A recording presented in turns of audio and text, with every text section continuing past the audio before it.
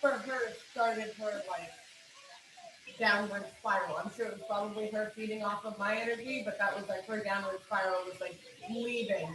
That was the problem. Right. And she's very headstrong. Okay. Let's admit all. Here they come.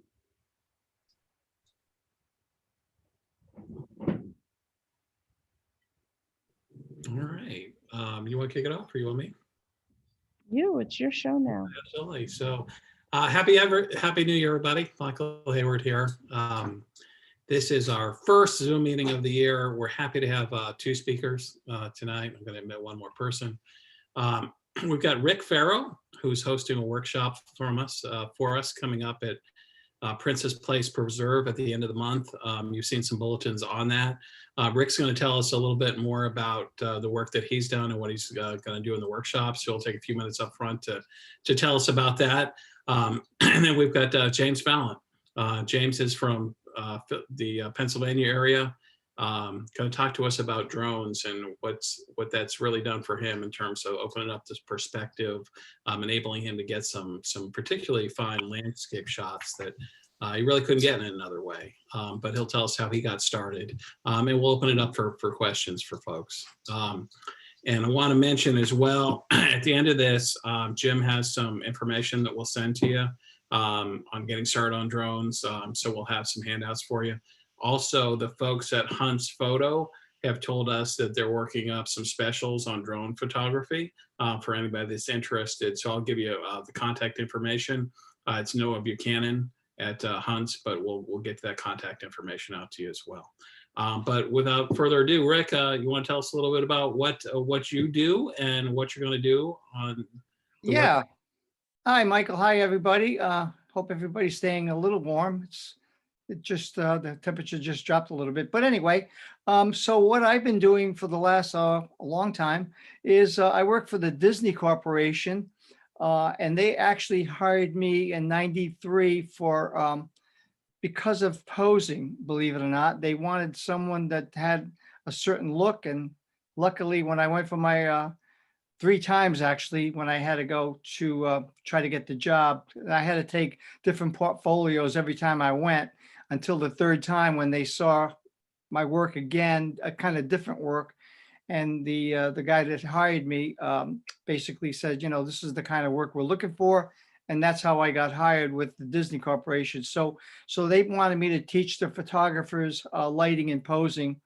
And so I've been doing that for a long time. I've been out of work for 10 or 11 months now, but like everybody else. But so I'm excited about doing some things with you guys. Yesterday I got in the car and I called Michael. I said, hey, I'm going down to see location, because that's always a good thing. So I went down, and it was a beautiful location that we have. But my most concern was I wanted to make sure that it was COVID friendly. I wanted to make sure that we're not going to ever be inside a building or anything. So I looked at different locations, and we can have a ball there doing different spots. I have an actual couple, and then I have another beautiful lady as a model. So we have the models all set for everybody. I'm going to go through different things of lighting and posing of engagement, how to create an amazing headshot, using the sun at the worst time of the day and without flashes. I'm going to show you how to do that. So I got a lot of things that I want to cover in those, I guess, 3.5, 4 hours that we're there. But again, everything that I'm going to show you can be applied to, your nieces and your children or whatever. So I'm excited about it. As far as equipment goes, I'm going to have a tripod, but you really don't need a tripod. I think the most important thing is, besides the camera and lots of cards, is to take a 70 to 200, which would be great. I know you guys that you do wildlife and stuff, I know you got to have long lenses. So I would say a portrait lens for sure, or whatever you can take. If you want to bring your flash, I don't shoot flash on camera. I shoot flash off camera. and I'll show you how I do all that. But, you know, be comfortable, bring what you think is good for you. And like I says, if you really need to use my tripod, you can use my tripod. I'll have extra little things to get you mounted with. But I think we're just going to have an absolute ball, and we're just gonna pose and light for 3.5 hours and just get different locations and finding light. Awesome. Hey, two quick questions for you. Yep. How many books have you written? Well, 6. Oh. Do you count the yellow pages? No, just kidding. Yeah, 6 books. And then you said earlier about the work that you do for Disney. How much does it cost if I want to have a wedding at Disney? Are you sitting down? Yeah. No, to get married at Disney, just 2 people is going to cost you about $15,000. Oh my gosh. Yeah, they're very expensive there. Everything is just separately. But I've done almost $1 million ones. I've done a lot of $300,000 ones. Sometimes our flowers alone are $16,000. So I'm not sure if they could always go to my Facebook and look at some of my work. Rick Farrow Photography is the one that I'm going to be putting a lot of this stuff on that we shoot. So in case they don't have, if they could remember what I did, I'll post the images on the Rick Farrow Photography Facebook page after our workshop. You know, and if they want to email me, my email is rick@rickfarrow.com in case they need a question. But I'm there for them for 3.5, 4 hours. You know, some of them are not used to shooting people, but that's okay too, because I wish I could shoot an eagle and know in position where it goes, but I'm not good at that. So you know what? We're all good. I think that's illegal, shooting the eagle. But, Oh, that's true. Yeah. well, as long as it's camera. Any questions for Rick, folks, before we open it up for Jim? Going once. All right, Rick. Well, thank you. We'll see you. We'll see you at the end of the month. I can't wait. It sounds like you got a lot of pent up energy. Not taking pictures for the last 10 months or so. So Yeah. Awesome. Okay. Thank you so much. You're welcome. All right. And again, well, Rick, certainly welcome to stick around for Jim's presentation if you like. Yeah, I'm going to stick around. But we'll turn it over, as I mentioned a little earlier. So topic du jour, James Valent from Pennsylvania. One of the really cool things about doing some Zoom presentations is people don't have to be local. So he's going to share some of the work he's done, and particularly what he's been doing with drones. So Jim, what you got? All right. I feel like I need to be at Rick's workshop. So I hope, let me make sure this pops up. Can you see that okay? It is, and it's not in full screen yet, but. Oops. Switch it back here. All right. Should be full screen now. Yep, there you go. All right. So, hey, thanks for having me, first of all. And I hope, you know, just walking through this, that either somebody gets some interest or a little bit of understanding, because I watched drones for quite a while. And I think for me, part of it was just nerves and how to get started or where to go and start that. And I'll try and provide that at some point here, but just keep it open. And guess I'll give a little bit of background about myself, then share some imagery that I've done with the camera, and then move into kind of some drone pieces. And I'll show how to get started. I'll show a few screen shares that I tried to capture and mix some imagery in with that. So, and Mike, if there's anything, just stop me or question or anything. So, all right, the next thing is moving the slide. Okay, so doing the pictures, I've just kind of come as I work in agriculture, taking shot. I don't do selfies, but these are my selfies, taking drone shots with my work truck, so I can give people a reason to think that I lay down on the job. But covering the Northeast, when I say I'm from New York State, where I grew up, this is what most people picture is Manhattan, but so that's 7 hours away from the farm where I grew up. So my background is all agriculture. I don't have any real training in photography or anything, but being raised on a dairy farm in Western New York, this is an Indian reservation as well, the Seneca tribe. And I went to Penn State for agriculture. I've worked in agriculture. I worked for Bayer for the last 20 years in corn and soybean genetics. So how did I get into photography? A couple things. First thing was, to me, I always took pictures with our farm is historical. So a state senator had built the farm after he sold his oil to Rockefeller. He traded cattle genetics with the DuPont family. And so it's a unique barn. And seeing that lifestyle kind of disappear of the small family farms, I wanted a way to document it. And photography is my way to kind of document history of a lifestyle or something in some way. So that's where it got started, but it wasn't until like 2008 I thought I'd get serious. And then around 2015 is when my style kind of changed and my understanding of photography. So I don't have a focus like Rick, having a particular skill or anything, but I try to take advantage of opportunities. So I have a friend who farms, and his dream was to be a NASCAR driver. So he built his own car, and for 3 years, he raced on Fridays, kind of the freshman team. And so the challenge to me was, can I get the motion and make the letters on the tires look blurred and that type of thing, while we served as a quasi pit crew for this guy.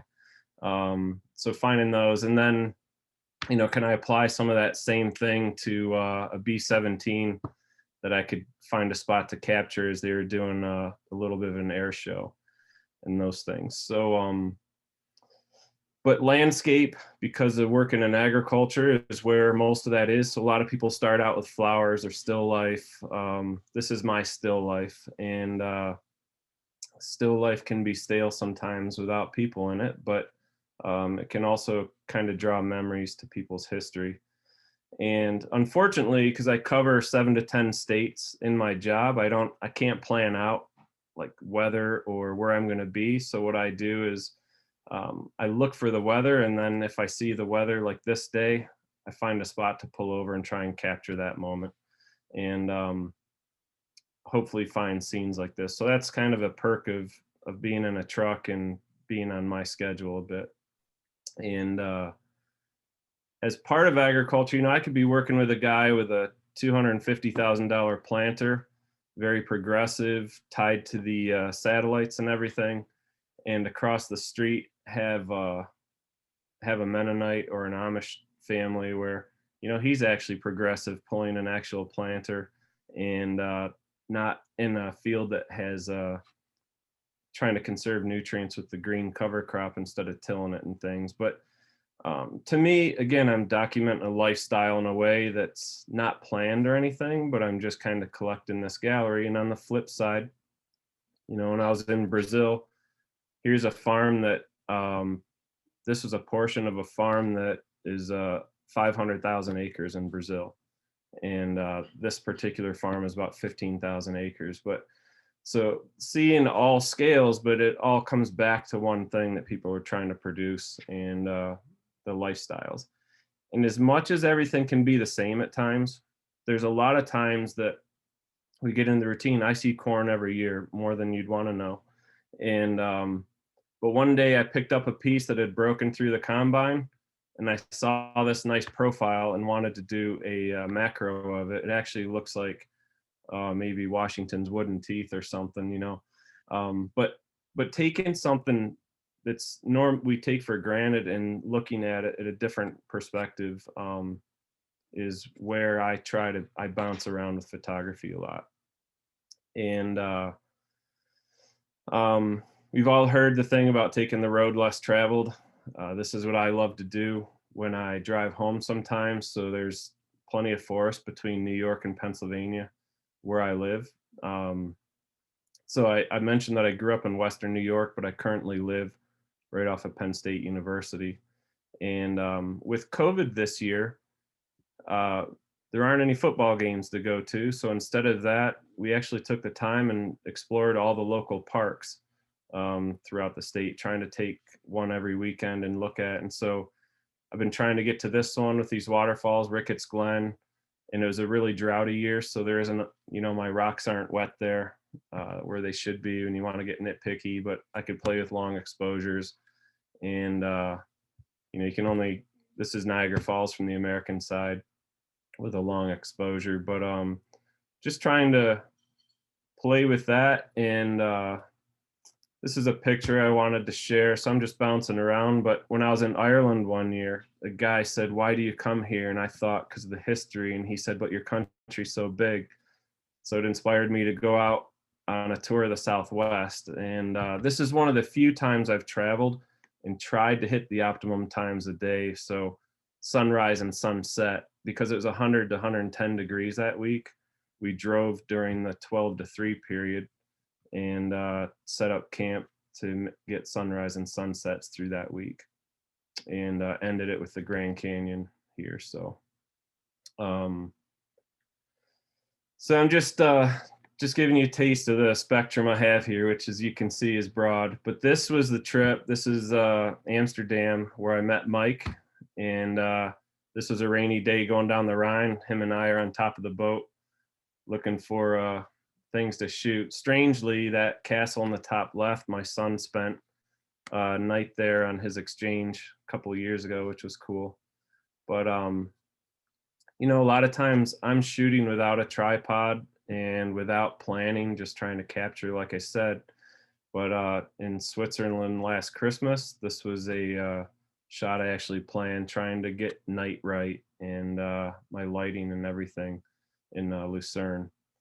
And Venice, another example of shooting from a boat. So trying to get that exposure just right, where I'm not blurring it, but actually had a chance to capture a little bit of color that night. And then outside of all the landscape and travel, I really like the details of cathedrals or different things. So this is in the Vatican.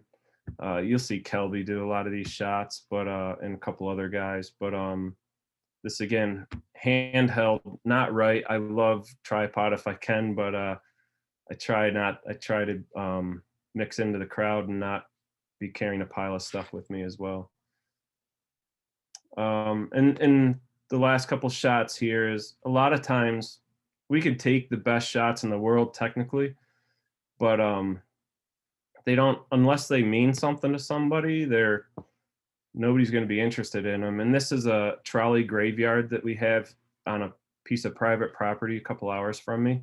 I got to shoot one time, and really fun to just try and play with some different things for the way environment's taken it over and people have destroyed it in a way that you try to pick some beauty out of it. And my last example of something meaning something is, I'm not sure if anyone would recognize this, but it just looks like a dark cell of some kind, and cold, but I call this one Last Light.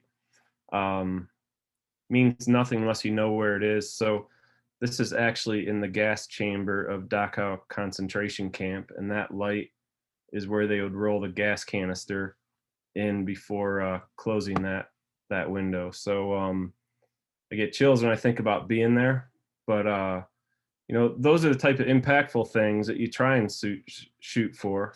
And since I kind of caught up on some photography the last few years, or taking a different perspective with training and things. So as you see in my background, there's these Santa Claus guys, but this is the train that, if you've watched the Polar Express, basically the same model train. And I kind of like this gritty look at times, and I get caught between these things, but this was the train a few minutes earlier.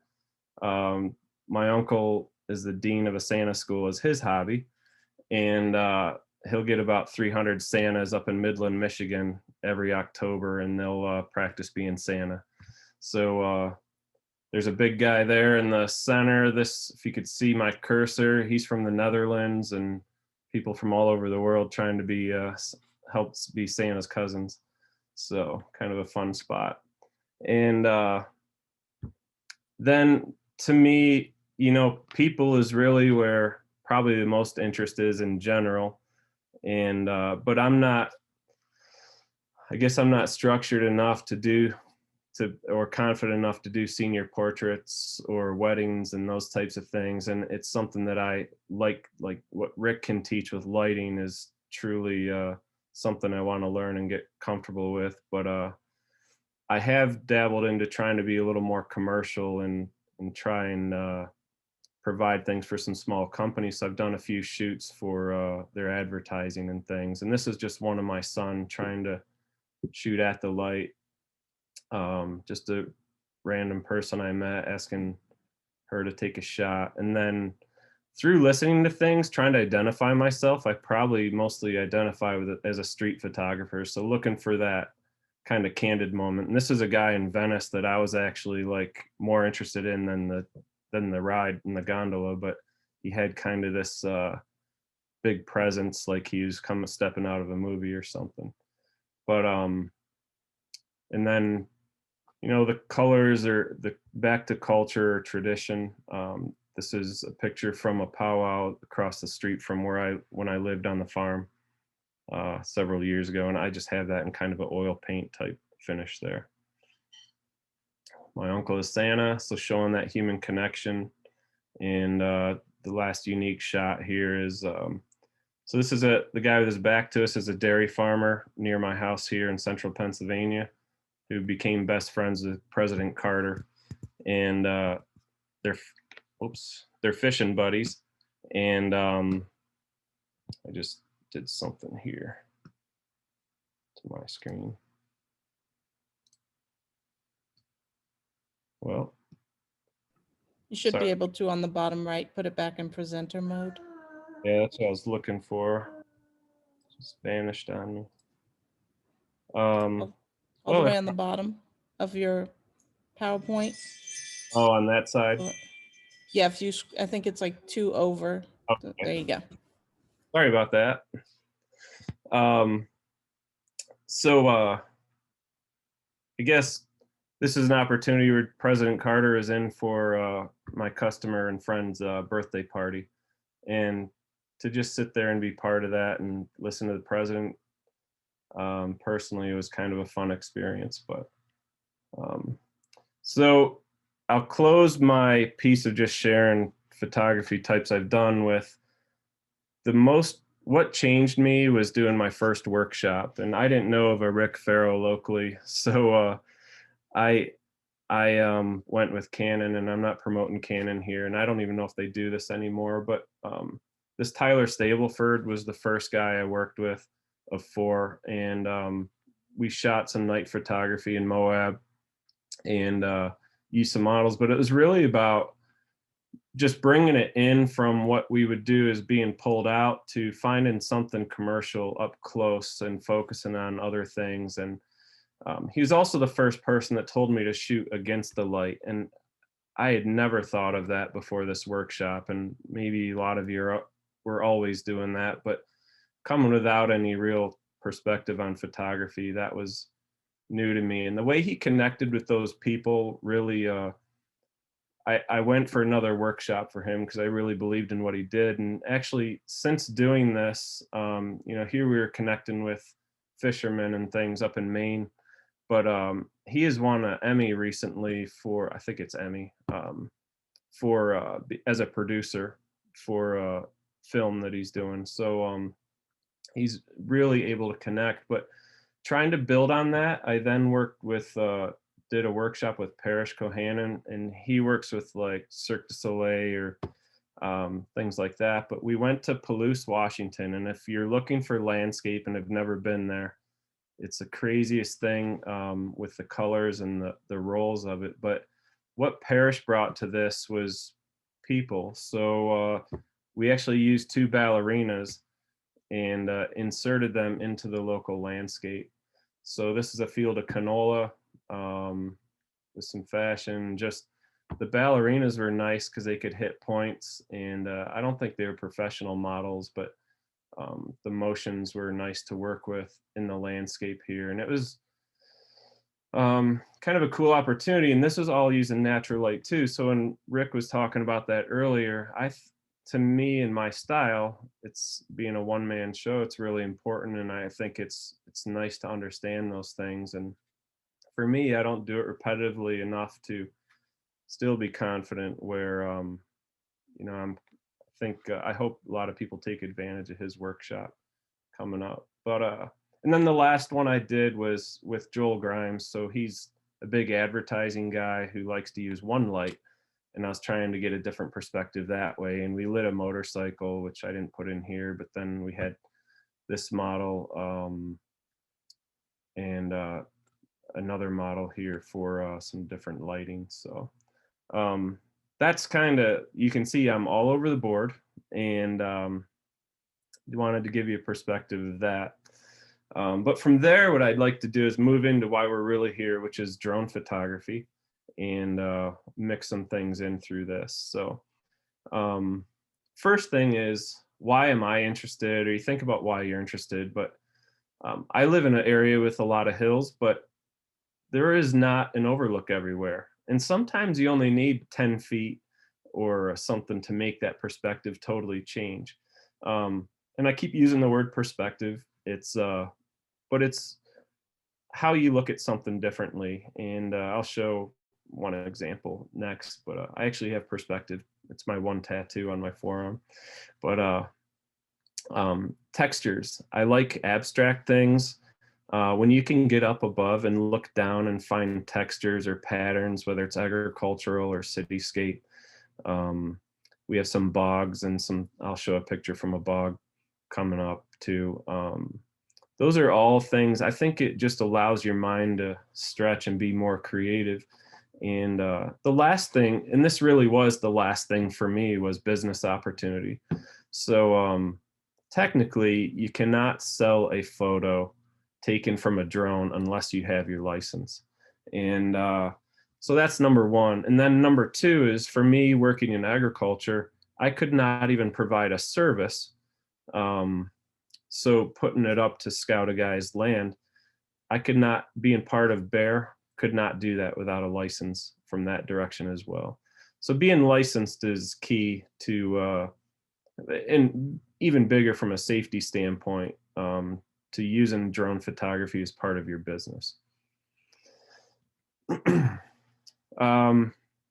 This is an example of, those trees all are very beautiful with white flowers in the spring, and I was trying to take the drone down and get some kind of video moving through underneath where that car is, and could not find anything that, because of background, that was actually appealing. So I just popped this up, and then I saw the sidewalks, the curb, and this car pop through, and some symmetry, and just thought it was kind of a unique shot because of the drone.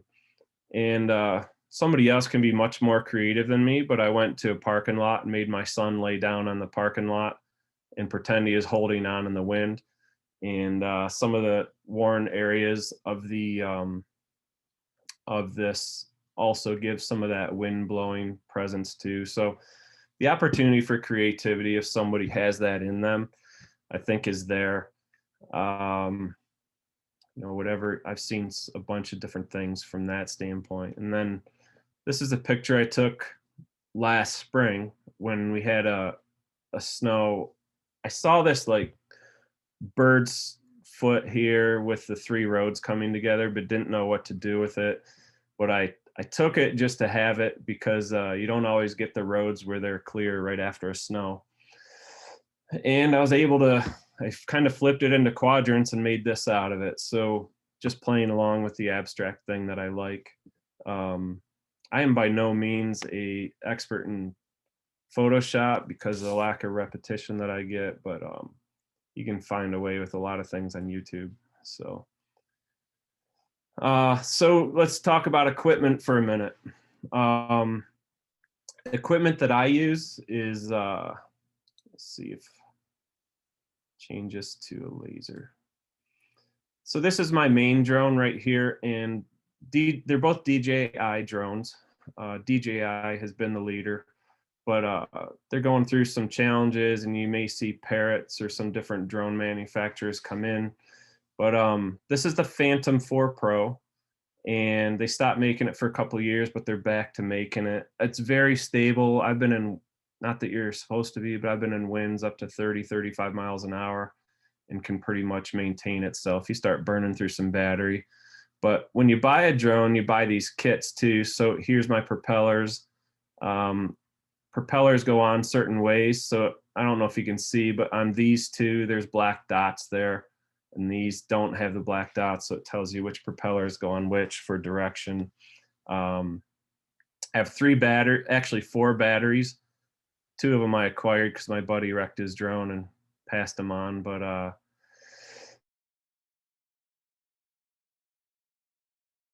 minutes, generally about 20, 25 minutes. And this is the controller. So I'm not using a cell phone in this one. This is a controller that if I'm going to download my pictures, I take the card out, micro disc, and plug it in my computer or plug the link into the drone. But this is nice just from the standpoint that I don't have to worry about my battery life or anything. And there's some other functions in here. The other drone is the Mavic 2 Pro. This thing drops down into like, it can fit in your backpack, maybe even some purses. It's very compact, but these are 2 really high quality drones. This one I use for work. I also use it if I go biking personally and stuff. But as you can see, this is the controller here. So you have the controller with the 2 thumb pieces, joysticks, and this is where the phone plugs in. So you're actually watching it from the phone, and I'll show some screen time there. But this is what that one looks like when this is the drone folded up, and this is what it's like when it's out, extended. So, you know, driving countryside, this was just a small town I saw. So this is actually 3 pictures, and these drones are very stable. You can take panoramics pretty easy. In fact, the Sphere panoramic takes about 36 pictures and stitches them together. But this is just an example of a small town that's still surviving based on the one industry, the paper factory in town. And there's times in there, there's no place to pull off to take a photo with my camera, but there's times of some different lights or snow that I'd like to get up there and capture that. But from a landscape perspective, I have another guy who's big in drones, and we'll go out. Summers are rough because you gotta get up 4:30 in the morning to beat the sun. But we'll sit up there, and you know, I'm probably flying this drone about, you can fly up to 400 feet if there's, depending on the airspace. So I hear horror stories about people saying they send it up 1,500 feet and things, and makes me pretty nervous. But 400 feet's about your cap, and I actually have that set in my drone, so I can't go over that. And then the other setting I have is how far away. I think technically the drone could fly over 1.5 miles away from me, but I have it set at about 1,500 feet distance-wise. But when you're on a trail on a ridge and being able to get it out over the valley and get some perspective is always nice. This is just an example of, we were actually down in the bog here and couldn't see anything but some dark clouds. And I had to raise the drone probably close to the 400 feet here. And then we started to see the colors and that. So, you know, it could be something as extreme as this, or something, like I said earlier, just 10 and 15 feet that can change your whole perspective. And here's a shot of my farm. We have a 60-acre field that I'm kind of launching from that you don't see. And this is the Allegheny River looking over towards another field. So, you know, just, you don't see the houses, you don't see some of the other things in there. It just gives you kind of a nice natural feel and that type of finish. So, and there's the last picture of this group is, I could have taken this picture with my camera, but I raised this drone 15, 20 feet. And what it gave me was kind of this strange soil line or dark line, could lead you around in here a little bit and to play off this cloud. So that was kind of my point with dropping the drone in there. These are more panoramic, so stitching things together. Here's a shot where we saw, I live, Penn State would be down in this valley to the right, and we could see the mountain was white. I had never been up to this overlook, but there is an overlook that would have looked out to the left, but I never would have been able to see above the trees because the overlook doesn't look to the right. And so it's very rare to see snow up in the mountains and the valley green. The clouds kind of gave some nice lines here, so played with that. And then this is actually looking the other direction. Again, this fall, I went up on a random morning with my son for sunrise. And where we were sitting, we were clear, so you have to have visibility with the drone. But you cannot fly in fog. But we were just outside of the fog and didn't even realize. And I took some video where this fog is actually just rolling over the top here. And it's fun to watch how it dissipates into the trees and that type of thing. But this was another, I think, want to say 3-shot pano put together with the sunrise over here in the right. I can't tell you how big this is, but if you look, so if we looked out this way, this is what we would call Mount Nittany, and Penn State sits right in this area here. So if you ever saw Penn State's football stadium, if you're into college football, the stadium sits here, and this is always the backdrop, this mountain. So with talk of drones, how do you get started? If you have a small drone, less than 55 pounds, which is what most of these commercial or ones sold to the public are, you can fly under the Part 107 rules and for commercial operators. But you want to register that drone with the FAA, and they'll give you a number that you put on top. If you'd seen, mine was written across the top, and that's a $5 thing for 3 years. But to be certified, you want to, and even if you're not going to certify and just be a hobbyist, you want to learn the 107 rules. And I kind of did it the hard way and read through it, but there are some tools that I'll share in the next slide too. But what this is, it's really a big piece of what pilots take. It's understanding aviation weather, the effects of weather. A lot of it's driven around safety, so your attitude, influence of drugs and alcohol, emergency procedures, learning to read aeronautical maps and those types of things, learning to understand the codes of weather, and finding out where to follow that. So it seems like a lot, and it actually, I probably studied or read and reviewed probably 30 hours to prepare for this test. And I did it the hard way. Most people use this remotepilot101.com. And if you're really serious about it, that cost about $150 for the course.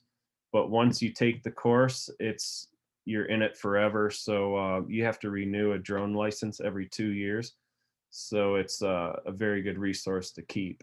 You can also review practice tests on like YouTube and Google 107 test study. And that's what I did to complement my reading. But to get started with all the licensing process, I have this that you'll get from Mike, but the FAA.gov UAS, so unmanned aircraft system, is what you would go to start and find that Part 107 and things. And these rules keep changing, so there's keeps updating and things. There was just one that came out around Christmas where the new drones, the manufacturers have so much time to install all these drones, will send out a radio frequency now so that they can be picked up, and as a safety piece, but also they want to open up some things like where you can fly and those types of things as well. So there will be some benefits to it, but for those that think like we're being tracked with everything, as long as we have a cell phone, we're being tracked the most there. But I think it's necessary for safety as there's more and more out there. But once you get to that licensing process, so let's say you've studied, you've taken all the reviews in that part 101, now you're ready for the exam. This is where I really got confused, is the process. So the first thing you have to do is go to this other website and you get a FAA tracking number to register for the exam. And then to actually sign up for the exam, you go to a completely different website, which I put on the bottom. And that's where you'll find the testing center. So I went to a small airport nearby, an hour away, to take the test. I was the only person in there for the test. You have a book that they provide with all the maps and everything. You have 60 questions and about 2 hours. It took me 50 minutes. And it makes your mind think. It's the practice questions help a lot, but it's still got its difference to it. And the proctor comes in like every 8 minutes to check that you're not cheating and all that good stuff. But the process is there. You find out your score right away, and then you're off. So that's kind of the process for getting set up. One resource that I'd like to, there's two resources too, if you have it, even whether it's hobby or licensed, is the Before You Fly app. And that's actually run by this Kitty Hawk app. And I just wanted to show the kind of an approval process here. So this, a screen share that should play through. So I'm going to open the Kitty Hawk app here. And this is showing, I actually was going to photograph a facility that's in the flight path of our local airport. So you could see that's what the grid is, and the circle is the 5-mile circle. So I have to get approval. And when I use this app, it's showing me the different watch outs for airspace in here when I'm just scrolling through. And the nice thing, this is a low altitude approved space. So you can go on this app and get approvals. So I'll request a low altitude authorization, and it'll tell me how high I can fly, and I can select. So I said earlier, 400 feet is the maximum height in open airspace. Now in this restricted space right here, it gave me up to 100 feet approval. And so what you do is you put in your time and location. That way they know what vicinity you're in, and they're aware, and hopefully you don't have any interference. But if a plane was at 100 feet where I was, then there'd be other problems than my drone. So, but this is a process you got to go through sometimes to get authorizations. And if it's something even more commercial, it can take up to 3 weeks for approvals in some spaces. So, you know, there's the approval and how it comes through, and you can log it through that app. Just bouncing to another shot here. This is, I get nervous in towns. If you're in a city, buildings can kind of throw off frequency and give you some challenges, but here we're fine. But to the right is Penn State's campus, and to the left is our town of State College, and this is what we call town and gown. And just for reference, the pictures I was showing earlier, I was right there at the top of the mountain where we were looking at the snow shots and things. So to bounce back to functions, this is a screenshot, and then I'll show one more screen share. But I wanted to, this is black, but generally you'd see what you're looking at. But this is everything on your screen that you're looking at when the drone is in operation. This is your takeoff button, and you'll see me tap that and slide. So it's an easy type of takeoff. Once it's airborne, this is your home button. So that's your emergency. If you got it out there and lost it, you hit that button and it would bring you back to the GPS coordinate that it launched from. So that's one of the safety features. And there's some other things in here where you can do functions where it follows you, circles you, whatever, some automatic things. Your height, your elevation speed, your horizontal and vertical speed here, the height, distance from you. Mine has alerts, so when it gets within 3 feet of objects, these will go off. But as a photographer, you can see here's your ISO, shutter speed, f-stop, white balance. I'm shooting in RAW. card capacity, autofocus, manual focus, auto exposure. And right here is where you flip between camera and video. So, you know, right now I have it set to take 3 shots.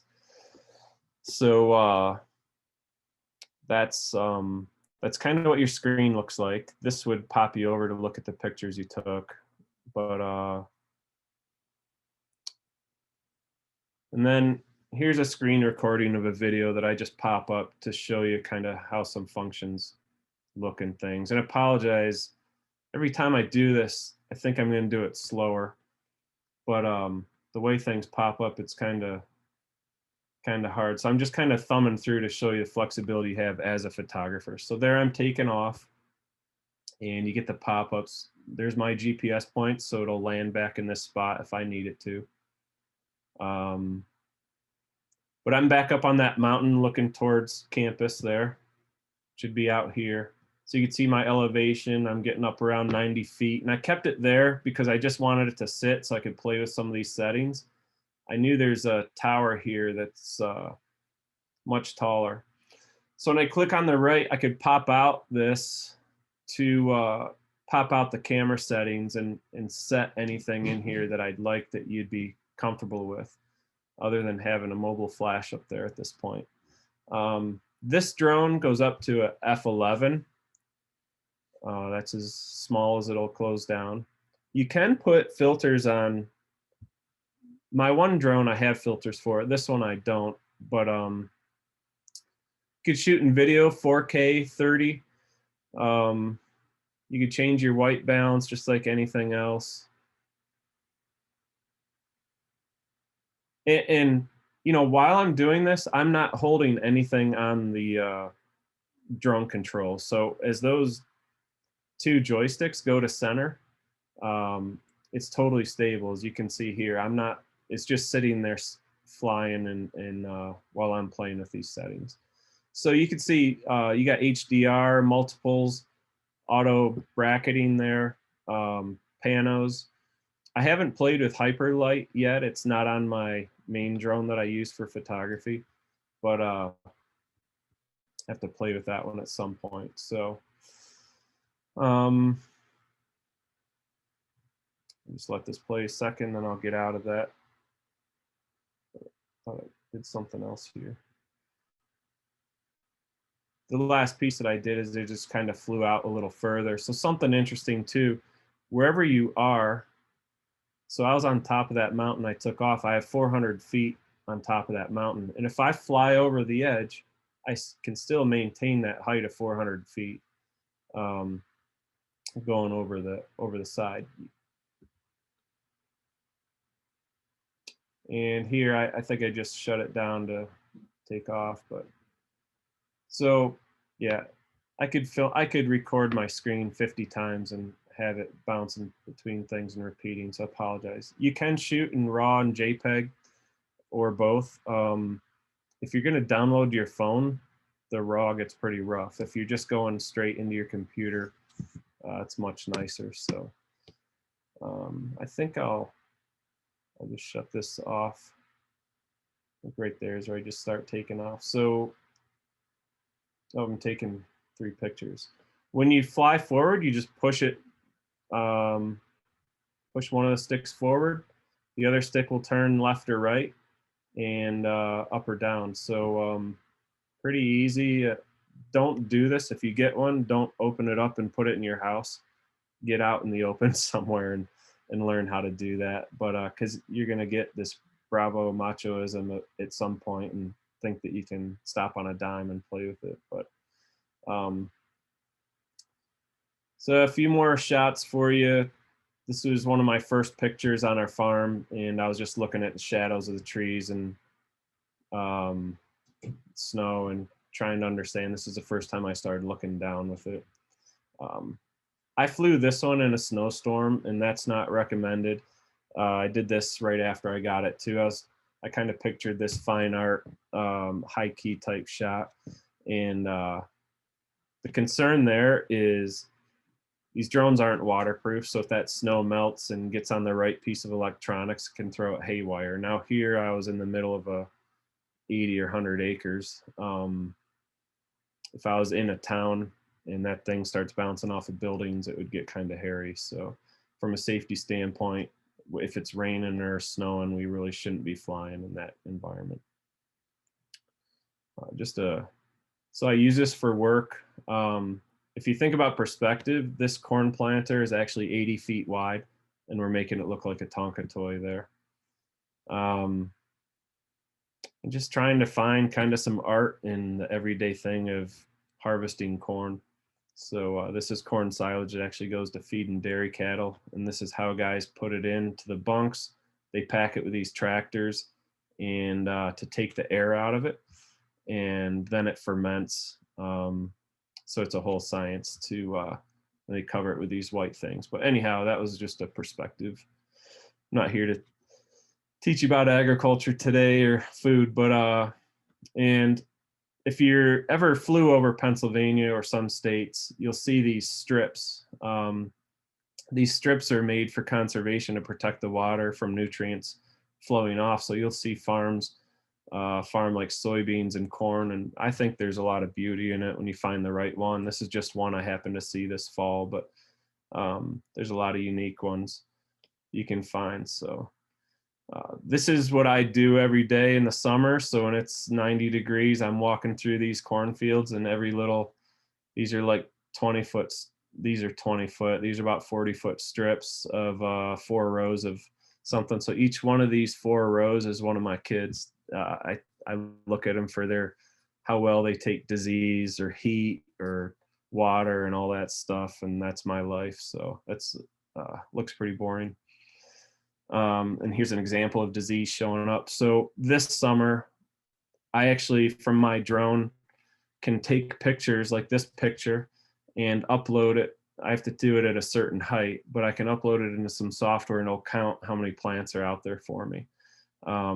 This summer, I'm going to put a different attachment on, or an actual attachment, and I'll be able to take some NDVI or kind of green biomass images. So you'll see reds, greens, yellows, and what it does is it reflects health back to you. So we'll use it for imagery in that standpoint and find out where things are health-wise. But if you think about detail, you can see the pollen hanging off the tassels here. So those are pretty fine things. So I think the cameras are really good. I think video is even better than camera on this, but when you start using the topaz to clean it up or something, if you have the time or the resources to do that, it is nice. And challenges, I guess, just closing this up, I'm really conscious about privacy. So whether I'm over somebody's land or whatever it is, this is one that really I think about a lot and think about before I launch. And I also prefer to be alone or with somebody helping me, just from the standpoint of focusing on what I'm doing. So, and from a safety standpoint, depth of perception is difficult. So if I'm flying, trying to get that cool video close to a tree and get things passing by, it may look like I'm going to rub it, but I'm probably 15, 20 feet away. So having that line of sight to help you with that is helpful. And then, the drones are not allowed in national parks, in most state parks. So you'll see some pop up at times, but a lot of this is, one, for your privacy, it's for your safety. It's so people, nitwits, aren't out there chasing wildlife or whatever. So I try to respect that for the most part. With some of the state parks, you can file for a permit for a day or whatever and get some of those.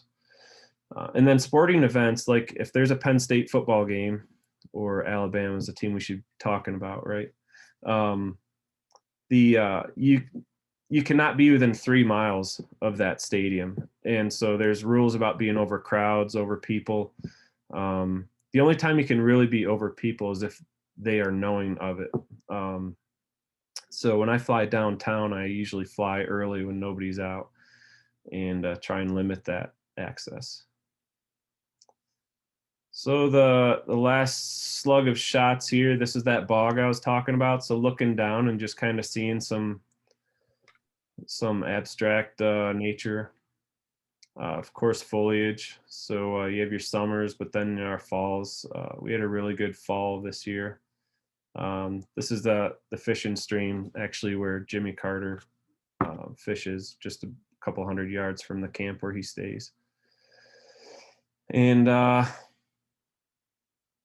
you know, sunsets, you can get that elevation to get that sunset even when you're standing in the dark below the trees. So as long as you have line of sight there and see that, you're in good shape. So this is one day I was going to get on Interstate 80 and saw a fog and thought I'd get some perspective. So I popped it up, and this picture's a little grainy, but kind of cool texture.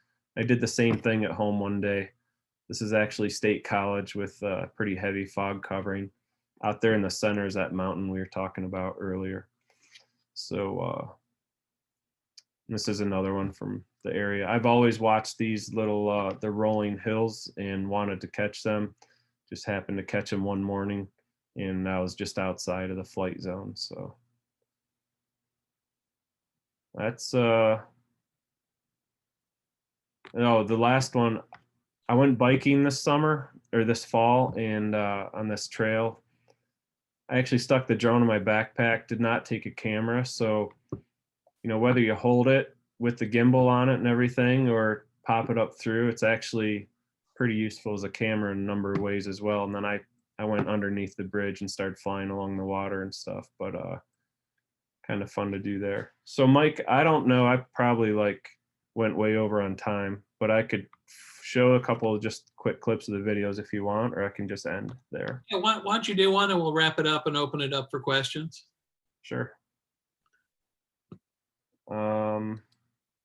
Well, I'll just show this one since it's here, but so I do these little clips for my customers. We're not seeing it. It says video. Oh, okay. Sorry. Can you hear it? Did hear it, yeah. All right. And you're back out of that present mode again. Yeah, that's fine.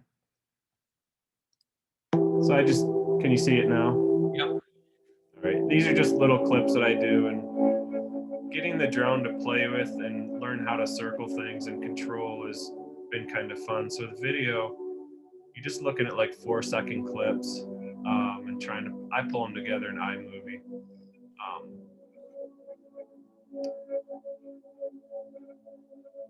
But I'll have a bunch of these. I put them on YouTube, or not on YouTube, but on Instagram and some stuff. So there's your overhead shot. Now I don't want to drop my drone in there because that's a $500,000 machine that I don't need setting off the alerts, but that's where I'm at. So I can unshare here.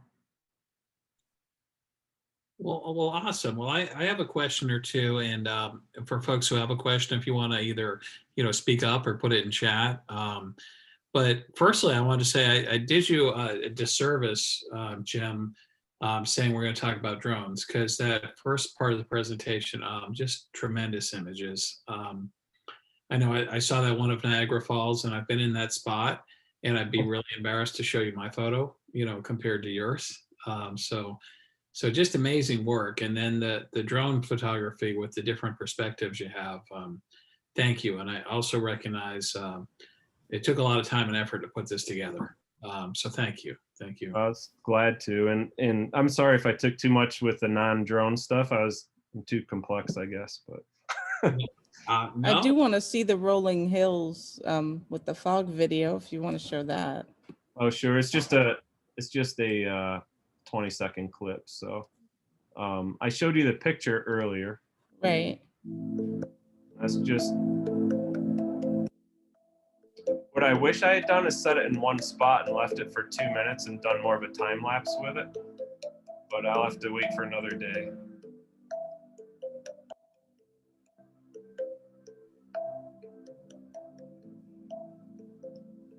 That's cool. And since you're showing that, do you have the bicycle one? I know I had seen that. I don't have that one up here. The only other one I had was with the canola field, where I actually had the drone follow my truck into the field. Well, let's see it if you don't mind. Sure. Let's see, rapes. So it's called rapeseed, but it's canola. So if you think of canola oil, this is actually what the plant looks like. And I'll just play the beginning of it to see the truck. But this isn't grown much in Pennsylvania. It's more of a Canadian crop, and you'll see it in the Carolinas some. But I'm driving the truck, and I have the drone following me here. And you can spin it out to spin to the side, and but it's totally focused on my truck. There's another clip where I backed up and had it follow me again, but anyhow, so from there I just start moving around the field. I don't need to really through this. What I've found out with these videos is you want to keep people's attention at like a minute or less, and that's what Instagram allows you on. I like to take things like this, and you take an item and you pan around it, like you may have seen with that combine. But as you get better, you try and tie it to the movement of the music too. So the transitions, but that's that one. Well, that's pretty amazing. Let me ask, so if you were getting started with that, what's like the cheapest alternative? You know, So the ones I was showing you are about $1,200. There are some in that $300 to $500 range that are still pretty good. And so if I was budgeting something, I would say you'd want to be in that $300 to $500 range. And DJI is good. I'm not up to date on what some of the other brands coming are, but just read the reviews and things. I'm trying to think what the name of that one is. It'll come to me after I get off. So I have the Phantom 4 Pro and the Mavic 2. There's a Mini Air is one of the smaller ones that's really light and even smaller than the one I showed you. That's very nimble too and takes good quality. well, any other questions out there for folks? I guess Rick, if you're still there, Rick Farrow, is that something you could use in your business? You're on mute. He hears me, but all right. Any other questions before we let everybody go? And Jim, if you want to stay on for a minute, just as we wrap up. Sure, appreciate it. But thank you again so much. And again, Thank you very much. Jim, do you want to give out your Instagram and if you have a Facebook and all that stuff so people can follow you? Yeah, I do not have Facebook yet. I'm thinking of redoing that, but Instagram is at Valent Photo. So VALENT photo.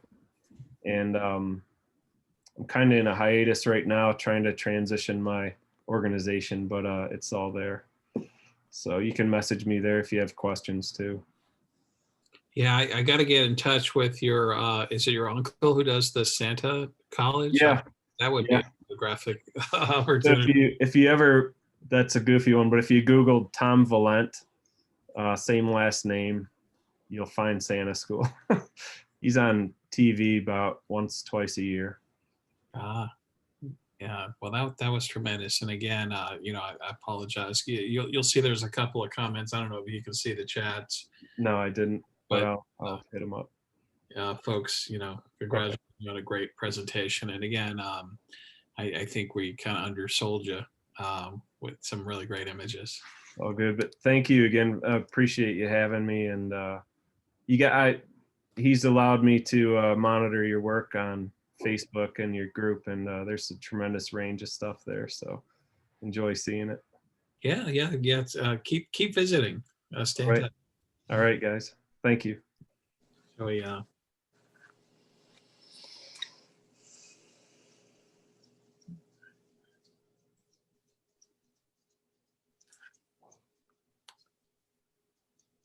Is there?